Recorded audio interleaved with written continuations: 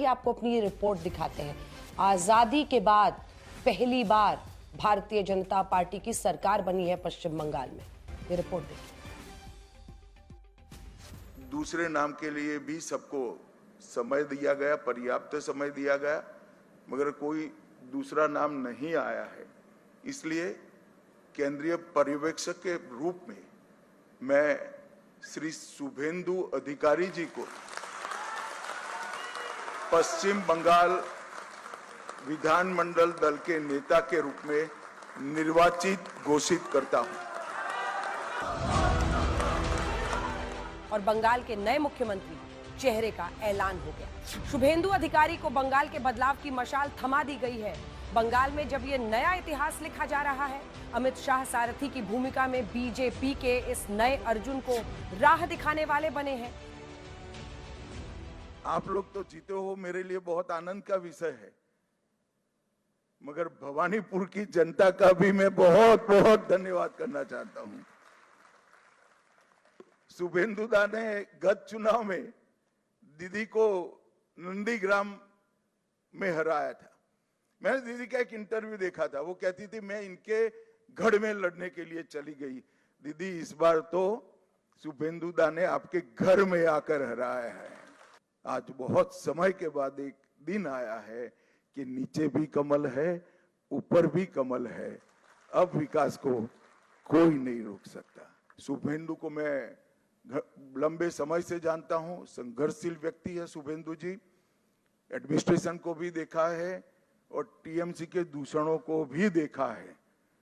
यहां पर सुशासन देने में हमारी टीम के साथ शुभेंदु जी सफल हो गए। नरेंद्र मोदी जिंदाबाद, मोदी जी जिंदाबाद, मोदी जी जिंदाबाद।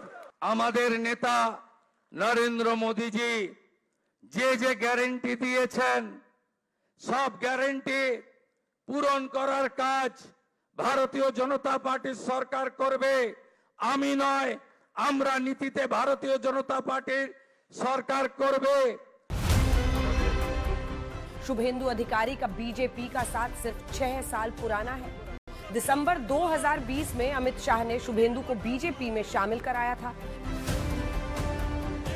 तभी ये संकेत मिल गए थे कि अमित शाह ने ममता बनर्जी के बेहद करीबी रहे शुभेंदु को अपने पाले में मिलाकर दूर की कौड़ी चली है। ममता के नंदीग्राम आंदोलन की जमीन तैयार करने वाले शुभेंदु ने ममता के भतीजावाद पर उनसे बगावत की थी। दीदी, मैं आपको याद कराने आया हूं, आपकी मूल पार्टी कौन सी है? तृणमूल कांग्रेस थी क्या? जब आप कांग्रेस छोड़कर तृणमूल बनाई तब वो दल बदल नहीं था। आज भाई शुभेंदु अन्याय के खिलाफ, बंगाल की जनता के शोषण के खिलाफ आपका साथ छोड़कर मोदी जी के साथ आ रहे हैं। आपको दल बदल लग रहा है दीदी। शुभेंदु अधिकारी बीजेपी में आए तो वो सिर्फ ममता बनर्जी को सियासी पटखनी देने नहीं आए, बल्कि उन्होंने बीजेपी के हिंदुत्व को अपनी राजनीति से जोड़कर सबको हैरान कर दिया।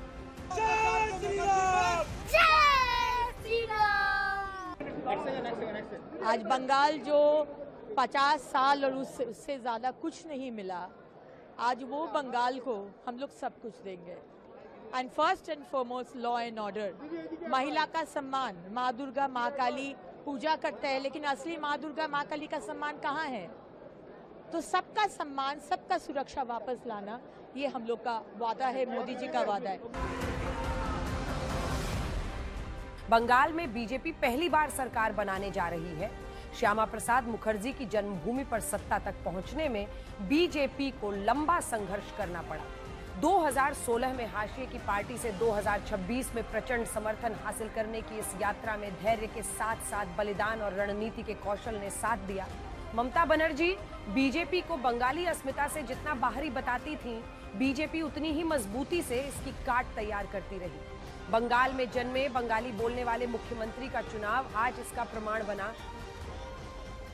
मैं दीदी को बताना चाहता हूं, दीदी बंगाल का अगला मुख्यमंत्री बंगाल में ही जन्म लेने वाला, बंगाली मीडियम में पढ़ा लिखा और बंगाली बोलने वाला होगा।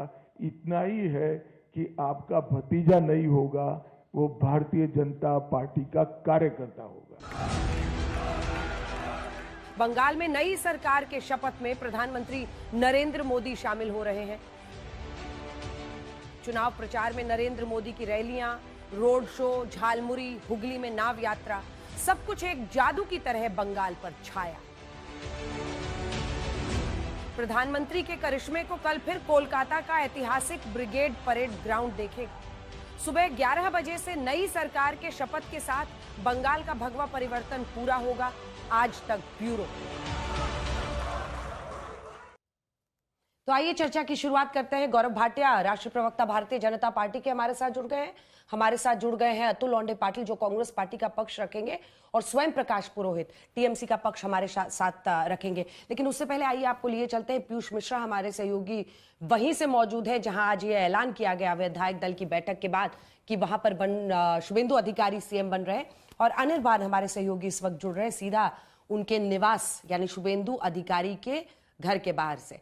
पीयूष, सबसे पहले आपके पास, क्योंकि आप साए की तरह, मतलब नंदीग्राम भी मुझे याद है जब वहां वोटिंग हुई, भवानीपुर, लगातार आप उनके साथ साथ रहे जब जब चुनाव प्रचार के लिए शुभेंदु अधिकारी निकल रहे थे, कहीं कहीं जा रहे थे। तो अब तो हो गया कि राज तलक की करो तैयारी, अब की बारी शुभेंदु अधिकारी। अब एक पूरी पार्टी के लिए ये दिन बहुत बड़ा है पीयूष, और वो आपको आज देखने को मिला होगा।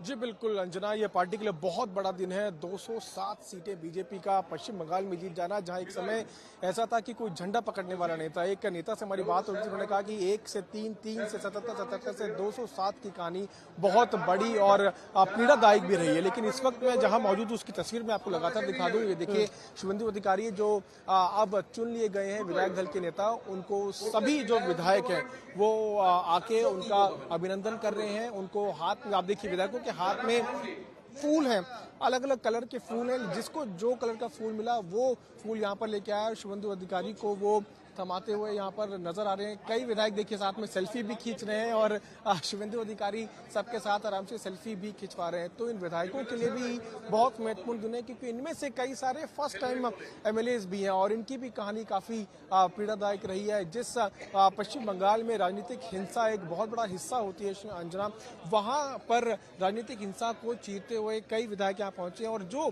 शुभेंदु अधिकारी से उम्र में छोटे हैं वो उनका पैर भी छूते हुए यहाँ पर नजर आ रहे हैं। तो ये तस्वीर काफी आत्मीय तस्वीर है, जहां पर शुभेंदु अधिकारी हर विधायक का अभिनंदन भी स्वीकार कर रहे हैं। और अब यहां से तैयारी हो गई है गवर्नर हाउस जाने की। आपने बताया नंदीग्राम में हम मौजूद थे अंजना, जब उस वक्त सीधा जब हमने बात की शुभेंदु अधिकारी से तो उन्होंने कहा कि हम 200 पार सीटें लाएंगे। वो आकलन कोई ऐसा वैसा आकलन नहीं था और उस आकलन पर अब खरे उतरते हुए शुभेंदु अधिकारी नजर आ रहे हैं। 207 सीटें बीजेपी की पश्चिम बंगाल में आई है, जो कहीं ना कहीं करिश्मा के तौर पर, एक जादुई करिश्मा के तौर पर बीजेपी के लिए निकल के सामने आया। गृहमंत्री अमित शाह ने जब कुछ देर पहले अपनी बात कही तो उन्होंने कहा कि जो भी ऐसा जो हुआ है, ये पूरी जीत जो है उन 300 से ज्यादा कार्यकर्ताओं को समर्पित है जिन्होंने अपनी जान गंवाई बीजेपी की इस यात्रा में। ये जीत उन लोगों के लिए है जिनके लिए अब आगे सरकार काम करने वाली है। कानून व्यवस्था को लेकर सोनार बांग्ला बनाने की बात गृहमंत्री अमित शाह ने की और यही बात लगभग सभी नेताओं ने यहाँ पर दोहराई। और अब किस तरह से सोनार बांग्ला बनेगा वो देखना होगा। कल 11 बजे ब्रिगेड ग्राउंड में एक भव्य समारोह है, शपथ ग्रहण समारोह है। बीजेपी के सभी मुख्यमंत्रियों को यहाँ पर बुलाया गया है। प्रधानमंत्री नरेंद्र मोदी यहाँ मौजूद रहेंगे और उसके बाद देखने वाली बात यह अंजना कि सबसे पहली वो कौन सी फाइल होगी, कौन सा वो फैसला होगा जिस पर शुभेंदु अधिकारी साइन करने जा रहे हैं।